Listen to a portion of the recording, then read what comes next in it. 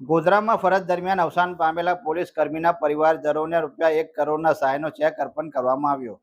એસબીઆઈના અધિકારીઓ અને જિલ્લા પોલીસ વડાના હસ્તે હેડ કોન્સ્ટેબલ રાકેશ પરમારના પરિવારને ₹1 કરોડનો વીમા ચેક અર્પણ કરવામાં આવ્યો.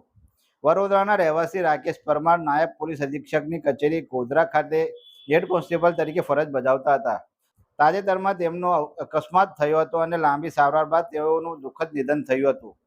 એસબીઆઈ દ્વારા પોલીસ વિભાગ સાથે કરવામાં આવેલ એમઓયુ હેઠળ રાકેશ પરમારના પરિવારજનોને એસબીઆઈના અધિકારીઓ અને પોલીસ અધિક્ષક ડોક્ટર હરેશ દુધાતના હસ્તે ₹1 કરોડની વીમા રકમનો ચેક એનાયત કરવામાં આવ્યો હતો.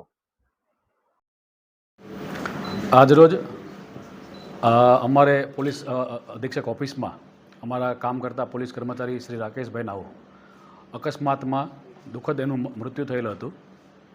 તો આપણે બધાને ખબર છે કે પોલીસ વિભાગના એસબીઆઈ બેંક સાથે એમઓયુ થયેલા છે કે જે કર્મચારીનું એસબીઆઈ બેંકમાં એકાઉન્ટ હોય સેલરી એકાઉન્ટ, તો એમને અકસ્માત મૃત્યુના કિસ્સામાં 1 કરોડ જેટલી સહાય આપવામાં આવે છે. તો આજે એમના જે મૃત્યુના થયું હતું એ ખૂબ દુઃખદ હતું.